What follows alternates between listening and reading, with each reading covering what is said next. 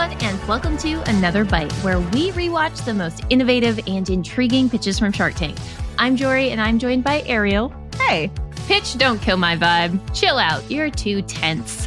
You really gotta take time to laugh more and worry less. I know. No more camping puns. It's hard to bear. As these puns may suggest, today's product takes us to the great outdoors. Will our founder leave a happy camper, or will the sharks tell her to take a hike? You'll find out after we pay some bills. There's a big reason why more than 300 of last year's unicorn startups use HubSpot. And it's because no software keeps you better connected with your teams or customers so you can crush all of your goals. The new HubSpot Sales Hub brings you that power in an easy-to-use platform designed for today's top sales teams. With 360-degree deal management and real-time reporting, you get accurate windows into every inch of your business. And with AI-powered tools like ChatSpot, you have a dedicated assistant that knows your business inside and out. So trade code calls for warm leads, because when it comes to scaling sales, your software should be smart and the solution should be simple. Get on track for your best Q1 yet. Check out HubSpot Sales Hub at hubspot.com/sales. Today in the tank, we have Heather's Choice. Now, this product is brought to us by Heather from Alaska. No way. Could you imagine if the founder's name wasn't named Heather? Anyway, Heather is asking for $250,000 for 10% in her business, which is a $2.5 million valuation. Now, Heather's Choice is a system of ready-to-eat food pouches. So the problem is that options for tasty food while camping are super limited and can be really heavy. So this solution is a lightweight packable gourmet meal that's in a foil-lined container. So don't microwave these at home. Do not. But they come with like quality ingredients. So you can get like the grass-fed bison chili or the Morning Glory oatmeal. You know, it's those meals and snacks for camping that are just designed to delight. They're sold direct to consumer through REI, Shopify, and Amazon. But thinking about our pitch, product, and founder, Ariel, what are your thoughts on Heather's Choice? Designed to delight is such a nice way to put it.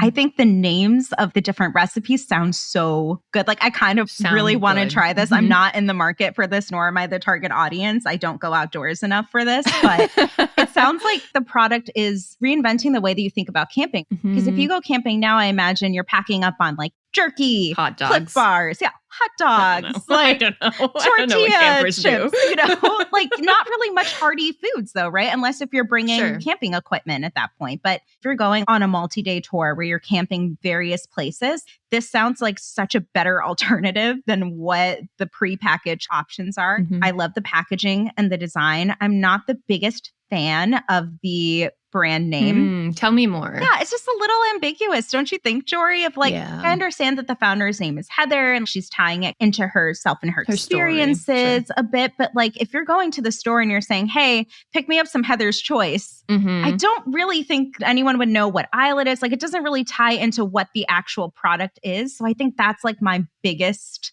hesitancy initially in the pitch. Yeah. And at risk of sounding really flippant, I was just like looking at what we were going to be covering today. I was like, who's Heather? What is she choosing? Right. And feels like a book title. Right. Exactly. And it sounds like it would end sadly. Yes. Heather's Choice. The problem I have with that as a brand name is brand names to me are meant to convey a message of some sort. They don't need to completely encapsulate your brand identity and story, but they need, I think, to start laying that initial groundwork. They need to be descriptive in some way, right? And both words, well chosen, and definitely contextually make sense once you understand the full story. They're too vague if you don't know what Heather is selling. And I think that that would turn off a lot of potential buyers who might see it in the store and just like kind of be grazing past it in the aisles. What did you think of it initially, Jorie, and like ready to eat meals and kind of like use case? Okay, so I did a bit of digging just because my opinion of ready to eat meals is, I think, kind of like the market standard, right? Yeah. Like I worry about it being healthy. I worry about it being accessible in terms of like, how easy is it really?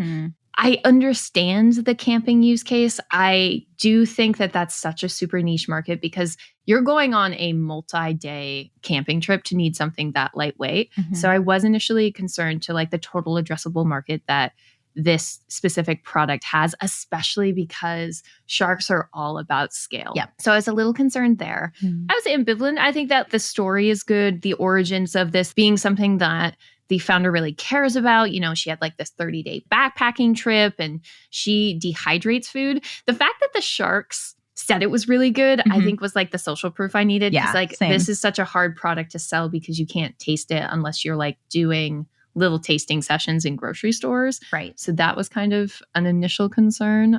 But ultimately, at least at the pitch level, I was like, okay, continue. Heather, what are we choosing? What's going on?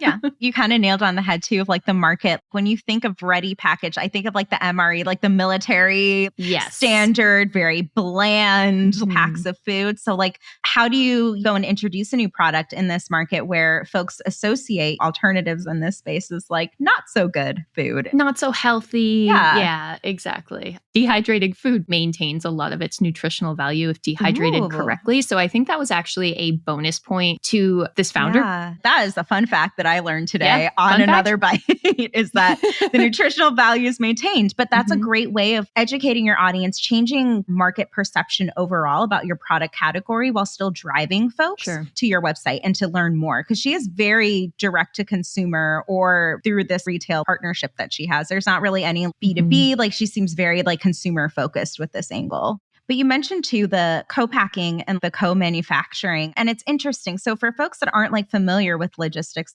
co-packing is essentially you find this manufacturing partner that really leans in on like packaging and labeling of your goods. The co-manufacturing piece, which was kind of like the main point that Heather was going back and forth with on the sharks, is that's when you lean in more towards a manufacturer partner to help like recipe development and production. And it's great to kind of outsource to other companies for a few reasons. You get greater cost savings. A lot of these manufacturers will have relationships with material suppliers. So like for her recipe, there's ease of scale. But one of the very valid concerns, you know, sometimes with these co-manufacturing relationships, especially in like consumer packaged goods, you know, oftentimes when you're scaling, you have to make some tough decisions when it comes to like quality of the food in order to reach scale. And I think we kind of see that come into play. Heather's very passionate about, hey, I want my product to speak for itself. It's almost like a product-led growth motion she's trying to adopt in CPG in some ways, but that is a very challenging kind of battle to go into.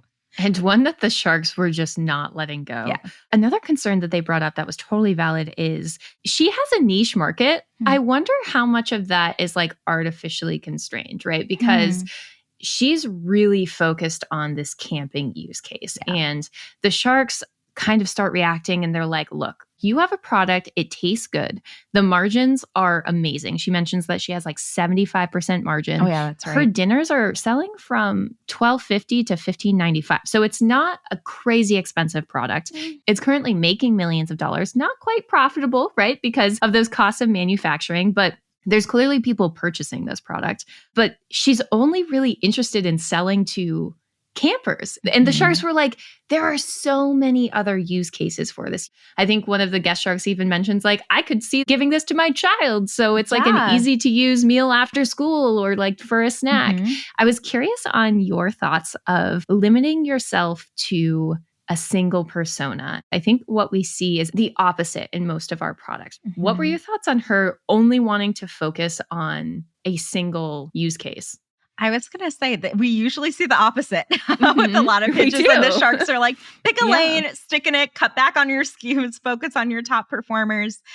I think sometimes with some founders, you have your initial concept and your idea of who you think your product is best suited for. And obviously you want your customer to guide your decision-making capabilities in terms of like, okay, do I try a new product flavoring? Do I introduce new SKUs? Do I try to market it a certain way? So there's absolutely nothing wrong with that. But I think she kind of sold herself short a little bit in this instance because there are a lot of opportunities. And I think the sharks were alluding to that as well. Yeah. The fact that she was so focused on this single vision, I think is a common thing that founders will come across at times, which is why a shark could be a really great partner. So I think there's a few ways you could go about finding who those other audiences is. So like obviously opening up customer feedback. Okay, you purchased this. Are you a regular subscriber? So are you getting these often over time? So are you that avid camping person? Are you, a mom or a dad who's looking for a very quick, easy solution? So I think always going back to like your customer data and understanding what the use case is for what they're purchasing. I'm sure she'll find that it's not all campers at this point. She probably would be surprised. Definitely. But she has to be willing to adapt. So I came up with a list of high profit use cases that I think Heather should lean into. Okay, ready for my list? Listen in, Heather. You have choices. Okay. The first one, doomsday preppers. Absolutely huge market for people that are just stocking up and will continue to stock up. Yes. Okay. Truck drivers, right? Doing B2B strategic relationships with Loves, with Flying J's. Oh my gosh. A huge issue for truck drivers. The problem with these truck drivers is there's just not healthy alternatives. And it's like, if you look at what's actually in truck stops, it's a lot of fried chicken. It's a lot of Subway. I think that this product would do amazing with government contracts. So you mentioned MREs. My husband's in the military. He immediately was just like, hey, is that like something that could heat up on its own? So I think disaster preparedness and relief, getting a government contract about that. I also thought making a contract with airlines because it's easy to prep and very highly transportable. Yeah, I'm just saying ideas. You could partner with like road trip influencers, like the people, because if you take really long road trips, again, what's accessible to you in terms of food options, not always the healthiest. And like, how many days in a row are you really wanting to eat Chick-fil-A if you're on like a 50-hour road trip? Right. So I just think that if she was willing to like think outside the box just a little bit beyond the camping aspect, I feel like she would really see that there's a lot of use cases. It's okay to have multiple personas. 3 to 8, I think, is the best practice. Yeah, no, I think those are all really great examples. And like, even when you look at the store too for ready microwavable foods, it's always like Chef Boyardee or mac and cheese. So like getting a little home cooked goodness. Get that bison chili. Yeah. And I think leaning into those different use cases is particularly important because we've got some financial issues here. She reveals that she didn't make payroll the day before, and that's where like the pitch really starts to break down. And I think that she has clearly overcome a lot of financial obstacles when it comes to keeping this company afloat, and just to still have that definitely impacted the founder. It was really emotional to see. Yeah. She mentions that she had $1 million in debt. Yeah. So unfortunately, I feel like this was an instance where we saw that the founder almost was a sales rep against herself. Yeah. Like, you're literally trying to convince us not to invest in you. And it was really hard to see, right? Because it's like, she has a really good story. I think they all really liked her product. Her unwillingness to really think outside the box in terms of use cases, I think, was an overall detriment to what she was trying to pitch to the Sharks. So ultimately, even though I was really rooting for her, Kevin, Candace, Mark, Damon, Lori, all out. So unfortunately, this was a case where definitely we're rooting for the founder, but there was no Shark Tank deal made. Yeah. Womp womp. I do hope that she can find a ton of success if she's continuing to double down on the recipe, or maybe she takes a Jorie tip and looks at government contracts. Yeah, just like a test run. Find one government contract, see how it goes. And then, maybe that is an area that you lean into more in your strategy. Yeah. I know she's just doing like B2C. This could be the B2B breadwinner. Bison winner. Yeah, bison winner. Or you do direct to consumer to campers. Love that she's in REI. That's where that persona lives and breathes. Huge partnership there. But then like maybe on the back end, you're like working with government. We're working for disaster relief. Like, we love to see it. Yeah.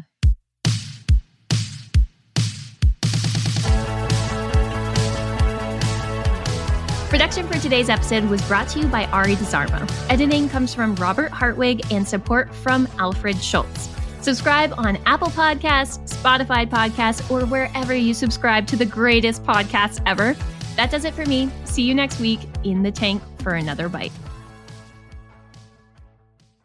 Everyone is looking for help in sales, yet so few people are willing to give it. That's why I want to tell you about the podcast Surf in Sales, brought to you by the HubSpot Podcast Network. Hosts Richard Harris and Scott Leese have teamed up to bring their best advice for sales reps and leaders so sales professionals can be the best at their craft. Each episode is a hilariously honest, irreverent, and insightful conversation about what they see salespeople doing right and what they see them doing wrong. And yeah, there will be the occasional surf story as well. So if you hate buzzwords, but you love 100% transparency, you'll love Surf in Sales. Listen to Surf in Sales wherever you get your podcasts.